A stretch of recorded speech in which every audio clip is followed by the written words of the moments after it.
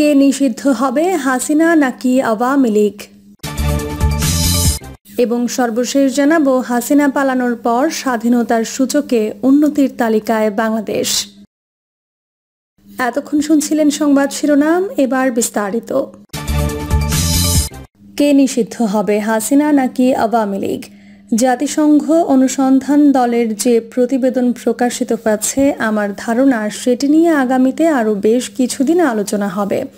114 পৃষ্ঠার বিশাল এই প্রতিবেদনকে বিভিন্ন দল বা গোষ্ঠী জনগণের সামনে উপস্থাপন করবে অন্ধের হাতি দর্শনের মতো করে। যার যা রাজনীতি তার সঙ্গে মিলে যায় যতটুকু, সেটাই তারা উল্লেখ করবে বারংবার। ব্যক্তি হিসেবে, নাগরিক হিসেবে আমারও কিছু অবজারভেশন আছে, কিছু সীমাবদ্ধতাও আছে। সেসব বিষয়ে সচেতন থেকেই দু একটা কথা বলতে চাই। প্রথম কথাটি বলবো শেখ হাসিনার সম্পর্কে। আমার বিবেচনায় বাংলাদেশের রাজনীতিতে, এমনকি আওয়ামী লীগের রাজনীতিতে শেখ হাসিনা অধ্যায়ের সম্ভবত সমাপ্তি ঘটতে যাচ্ছে। জাতিসংঘের এই প্রতিবেদনের কোথাও শেখ হাসিনার সম্পর্কে একটি ইতিবাচক শব্দও নেই, বরং সেখানে স্পষ্টভাবেই শেখ হাসিনাকে একজন নিষ্ঠুর ক্ষমতালোভী ব্যক্তি হিসেবে চিহ্নিত করা হয়েছে। তার কর্মকাণ্ডকে গণহত্যার সঙ্গেও তুলনা করা হয়েছে। সন্দেহ নেই, এমন একটি প্রতিবেদন হাসিনার ভক্তদেরকে দুঃখিত করবে, হতাশ করবে, কোনো কোনো ক্ষেত্রে উত্তেজিতও করবে। কিন্তু বাস্তবতাকে অস্বীকার তো করা যাবে না। আমাদের দেশে তথ্য অনুসন্ধান বা তদন্ত প্রতিবেদন প্রায়ই হয়, কিন্তু সেসবের অধিকাংশই রাজনীতি দ্বারা প্রভাবিত থাকে। কখনো কখনো সরকার বা প্রশাসন যেভাবে চায় সেভাবেই আসে রিপোর্ট। ফলে সেসব রিপোর্ট নিয়ে সাধারণ মানুষের আগ্রহ থাকে খুবই কম। প্রতিবেদন প্রকাশের পর যাদের বিপক্ষে সেটি যায় তারা প্রত্যাখ্যান করে, বলে যথাযথ তদন্ত করা হয়নি, রিপোর্ট সরকার কর্তৃক প্রভাবিত বা নির্দেশিত। কিন্তু এবার তো আর সেরকম কোনো অভিযোগ তোলা যাচ্ছে না। জাতিসংঘের এই অনুসন্ধানী দলের গায়ে বিএনপি বা জামায়াতের জামা পরানোর সুযোগও নেই। তারা প্রফেশনাল, আন্তর্জাতিক মানসম্পন্ন। এই প্রতিবেদনকে উপেক্ষা করবেন কিভাবে? আবার এই প্রতিবেদনকে যদি মানেন, তাহলে নেত্রী হিসেবে শেখ হাসিনাকে মাথায় তুলেই বা রাখবেন কিভাবে? ঠিক এই জায়গাটিতেই কঠিন সিদ্ধান্ত নিতে হবে আওয়ামী লীগকে।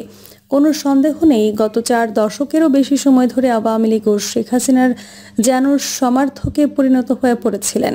এই সময় আওয়ামী লীগেরও অনেক নিবেদিত প্রাণ নেতা কর্মীকে আমি শেখ হাসিনার প্রতি অসন্তুষ্টি প্রকাশ করতে দেখেছি।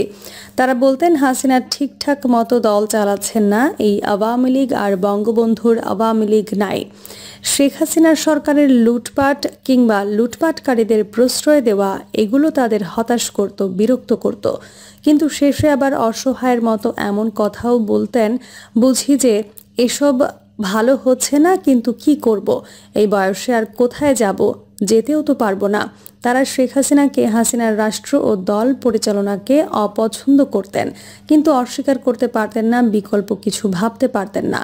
রাজনৈতিক দল হিসেবে আওয়ামী লীগের নিয়মিত কাউন্সিল হতো। প্রতিবারই শেখ হাসিনার সভাপতি নির্বাচিত হতেন। তিনি অবশ্য বলতেনও, যদি একজন কাউন্সিলরও তার বিরুদ্ধে ভোট দেয়, তাহলে তিনি এই পদে আর থাকবেন না। এমন আত্মবিশ্বাসী উচ্চারণের আগে তিনি নিশ্চিতভাবেই জানতেন কেউ তার বিরুদ্ধে ভোট দেবে না। এই যে কেউ তার বিরুদ্ধে ভোট দেওয়ার সাহস না করা, এমন পরিস্থিতিও তিনিই তৈরি করেছিলেন। দলের মধ্যেও তৈরি করে নিয়েছিলেন স্বৈরতান্ত্রিক একটা ব্যবস্থা। তাই দলের যে কোনো কমিটি কিংবা দলের কোনো সহযোগী সংগঠনের কমিটি গঠনের একক দায়িত্ব থাকতো তারই উপর। তিনি যা চাইতেন তাই হতো। তার ইচ্ছা মতো কমিটি হতো, কমিটি ভাঙত।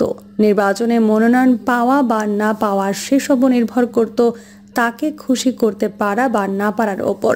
এভাবে শেখ হাসিনাই হয়ে উঠেছিলেন সরকার, হয়ে উঠেছিলেন আওয়ামী লীগ। তাই হাসিনা ছাড়া আওয়ামী লীগের কথা হয়তো ভাবতেই অস্বাভাবিক লাগবে, কিন্তু দলকে যে অবস্থায় নিয়ে গেছেন তিনি, বিষয়টা অস্বাভাবিক হলেও সেটাই সম্ভবত অনিবার্য নিয়তি হয়ে দাঁড়িয়েছে।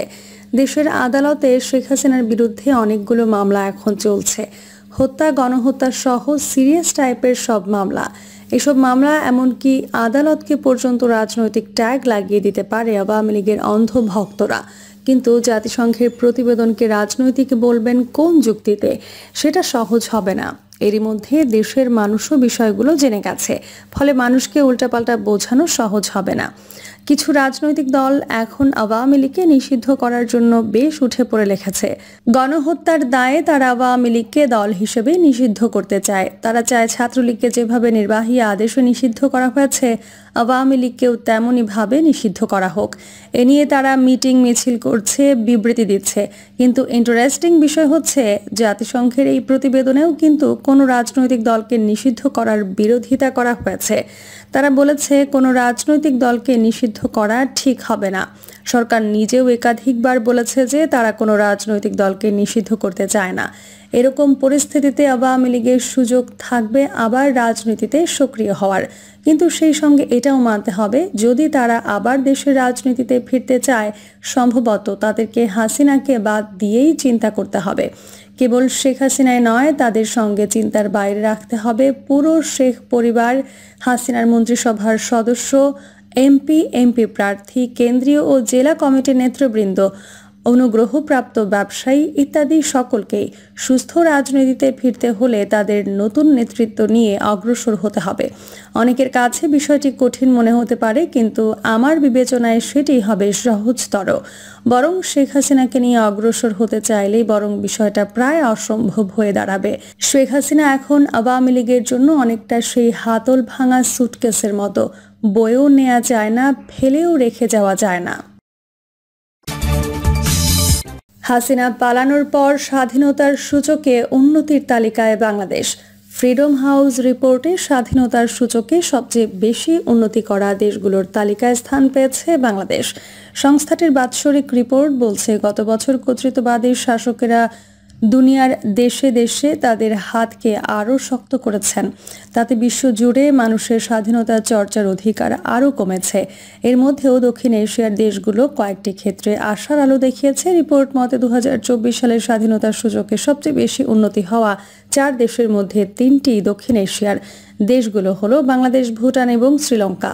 তবে স্বাধীনতার সূচক মানে সবচেয়ে বেশি উন্নতি হওয়া দেশগুলোর তালিকায় নাম থাকলেও বাংলাদেশে এখনও রাজনৈতিক অধিকার চর্চা ও নাগরিক স্বাধীনতা চর্চায় আংশিক স্বাধীন দেশ। 2023 সালের বাংলাদেশের স্কোর ছিল 40, 2024 সালে উন্নতি হলেও শ্রেণী পরিবর্তন হয়নি। বাংলাদেশের এবারের স্কোর 45। ওয়াশিংটন ভিত্তিক গবেষণা সংস্থা ফ্রিডম হাউসের বার্ষিক ওই রিপোর্টটি বুধবার প্রকাশ পায়। রিপোর্ট মতে 2024 সালের স্বাধীনতার সূচকে 2টি দেশ নতুন করে স্বাধীন দেশের শ্রেণীতে অন্তর্ভুক্ত হয়েছে। দেশ দুটি হল সেনেগাল ও ভুটান। দেশ দুটির উত্তরণের কারণ ব্যাখ্যায় এএফপির প্রতিবেদনে বলা হয়, সেনেগালে বিদায়ী প্রেসিডেন্ট ভোট পিছিয়ে দেওয়ার অপচেষ্টা করেছিলেন, কিন্তু বিরোধীদের আন্দোলনের মুখে সেই অপচেষ্টা ব্যর্থ হয় এবং ভোটে বিরোধীরা জয়ী হন। আর হিমালয় অঞ্চলের ছোট্ট দেশ ভুটান প্রতিযোগিতামূলক নির্বাচন আয়োজনের মাধ্যমে গণতন্ত্রে উত্তরণের পথকে সুসংহত করেছে। দক্ষিণ এশিয়ার দেশগুলোর মধ্যে একমাত্র ভুটানই স্বাধীন দেশের শ্রেণীতে অন্তর্ভুক্ত হয়েছে। বাংলাদেশ ও শ্রীলঙ্কা প্রসঙ্গে ফ্রিডম হাউস রিপোর্টে বলা হয়, শ্রেণীতে অবস্থান পরিবর্তন না হলেও 2024 সালের বার্ষিক রিপোর্টের এই দুই দেশের বড় ধরনের উন্নতি লক্ষ্য করা গেছে। বাংলাদেশে গত বছর ছাত্র জনতার আন্দোলনের মুখে পদত্যাগ করে দেশ থেকে পালিয়ে যায় ক্ষমতাচ্যুত প্রধানমন্ত্রী শেখ হাসিনা। তিনি প্রায় 15 বছর বাংলাদেশের ক্ষমতা আঁকড়ে ধরেছিলেন। বাংলাদেশ ছাড়াও গত বছরের ডিসেম্বরে সিরিয়ার দীর্ঘদিনের শাসক বাশার আল আসাদের পতন হয়। ইসলামপন্থী যোদ্ধারা তাকে উৎখাত করেন। তিনিও দেশ ছেড়ে পালিয়ে রাশিয়ায় আশ্রয় নেন। ফ্রিডম হাউসের রিপোর্টে বাংলাদেশ ও সিরিয়া প্রসঙ্গে বলা হয়, যদিও উভয় দেশেই সরকার পতনের পর দ্রুত দেশের স্বাধীনতার মান উন্নত হয়েছে, তবে রাজনৈতিক প্রতিনিধিত্বে এই উন্নয়ন দেখতে আরও দীর্ঘ পথ পাড়ি দিতে হবে। অন্যদিকে শ্রীলঙ্কায় দুর্নীতির বিরুদ্ধে লড়াইয়ের প্রতিশ্রুতি দিয়ে ভোটে জিতে ক্ষমতায় আসেন প্রেসিডেন্ট অনুরা কুমারা দিশানায়েকে। অনুরার জয়ের মধ্য দিয়ে দেশটিতে দীর্ঘদিন ধরে চলা দুই দলের আধিপত্যে ভাঙন ধরেছে। এএফপির প্রতিবেদনে বলা হয়, দেশ ও অঞ্চল মিলিয়ে তালিকায় সবচেয়ে বেশি উন্নতি হয়েছে ভারত নিয়ন্ত্রিত কাশ্মীরে। 38 স্কোর নিয়ে কাশ্মীর এখন আংশিক স্বাধীন। 2019 সালে ভারতের হিন্দুত্ববাদী সরকার মুসলিম অধ্যুষিত ওই অঞ্চলটির বিশেষ মর্যাদা বাতিল করার পর গত বছর সেখানে প্রথমবার বিধানসভা নির্বাচন হয়েছে। তবে ফ্রিডম হাউসের তালিকায় দেশ হিসেবে ভারতের অবনতি হয়েছে। এজন্য ভারতের বিচার বিভাগের নিয়োগে প্রধানমন্ত্রী নরেন্দ্র মোদীর প্রভাব বিস্তারের চেষ্টার কথা উল্লেখ করা হয়েছে। গবেষণা সংস্থাটি ভারতকে আংশিক স্বাধীন হিসেবে শ্রেণীবদ্ধ করেছে স্কোর 63। গত বছর ভারতের স্কোর ছিল 66। 2021 সালে ভারত স্বাধীন শ্রেণীতে অন্তর্ভুক্ত ছিল।